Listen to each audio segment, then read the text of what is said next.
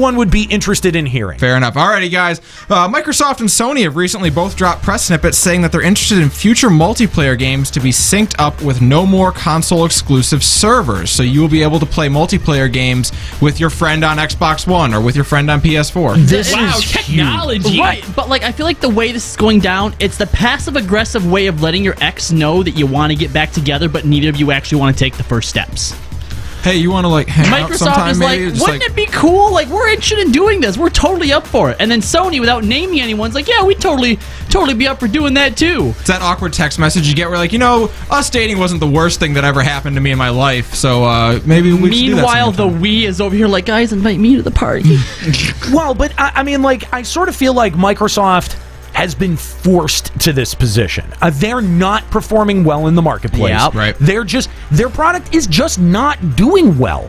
And, they have to do something to try to bring people back. And there's a huge barrier for entry when 4 out of 5 of your friends have PS4s and all you want to do is play The Division.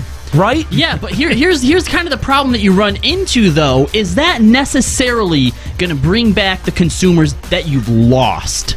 Because if I've already bought a PS4, this isn't going to make me suddenly go, oh, yeah, I'm going to buy me an Xbox One. No, it's basically just keeping, in like a desperate attempt, what you already have. But here's the thing. Do you own a PS4? I do not. Yeah. See, there's PC actually Master Race. There's a lot of people who haven't made the jump into the the 8th generation console. Yeah, or 8th console generation. And because of that, like I really feel like they are trying to play to the people, to the late adopters, right? I'm still probably going to buy a PS4 first.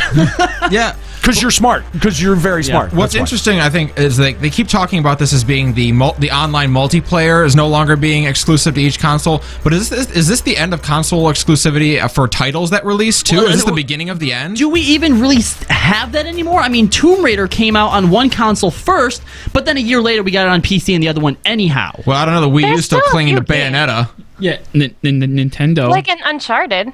Come on.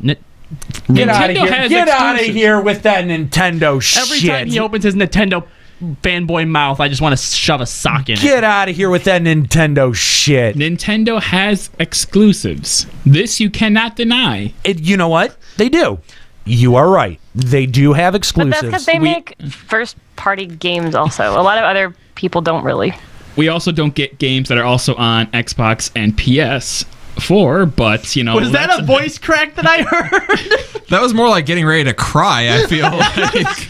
We have our Bayonetta and Mario Sports with Sonic. Couldn't even get that one out seriously. I like Smash Brothers. I feel like that's all it really legitimately has. But that's the thing. I got my Zeldas. Anything Mario and Zelda will It's this always $300 Smash Brothers simulator box. But Nintendo has been staving off the Sega fate for years now. You know what I mean? Like, because somehow they release a decent handheld and it props up the entire company, and they can absorb a loss like the Wii U. I mean, put fanboyism aside. The Wii U was not a good console. No. And a lot of the ways it feels to me like kind of like The Simpsons. Everyone wonders, how is it still around at this point, and can it hurry up and die so we can talk about how great it was for a bit? That's pretty much where it's at. As a PC user, though, the only thing about this whole announcement that really gets me going is the fact that now I could possibly play with my friends without having to worry about them being on whatever. Like, I have so many friends who play PS4, and like when Mass Effect comes out, I'm gonna play it on the PC. Right. There's just no way about it.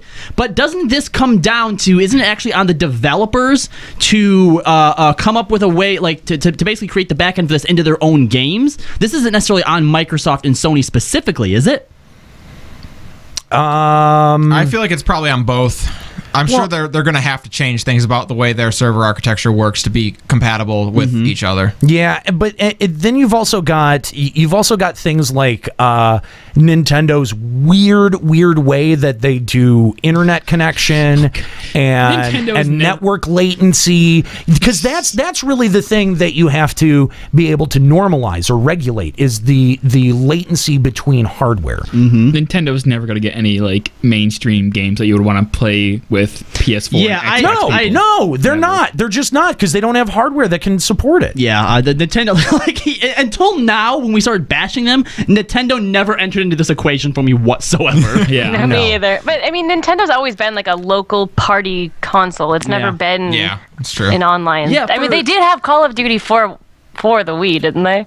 Did they really? I love how everything we say about Nintendo is met with trepidation and just like, well, okay. Because I remember they had like blood filters and stuff for the kids. Oh, that's right. Yeah. What I've always wanted, and this is probably just a shot in the dark, the shooting for the stars, end days type of thing. But what I'd like to see is some type of unified like gaming organization where things, and I know you guys are going to be all like, oh, at first, but where things like achievement points play some type of actual role, where maybe getting to certain levels of them nets you something, free subscriptions to something, some type of special perks or something like that. I felt like they should do that for a long time. Right, So exactly. so what you're saying is you want to register all the gamers into one circle. Okay, Don't turn me into Team Iron Man. I will come across this studio. I oppose that idea. You son of a 100%. Fuck you. No, because you know Nintendo what? users deserve their anonymity. The Video Game Registration Act is underway. No, because it won't. It's not something that would be forced upon you. Fuck you. If it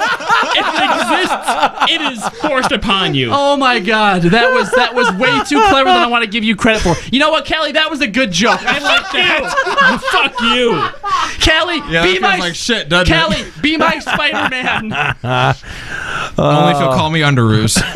The only reason I think that's kind of stupid is that weren't there people for like to get the highest Xbox rating and stuff? They would go and buy like the cheapest, easiest, dumbest games and like max out all the Definitely. achievements and shit like that. Achievement horse. but for sure. Here's the thing, though.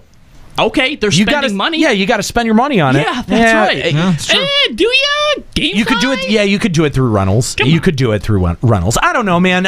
There's ways that It's a neat idea. Yeah, it's not the worst idea that I've ever heard. So if you're Satan. Easy cap. Or Iron Man, apparently. PlayStation VR is set to launch in October for $399.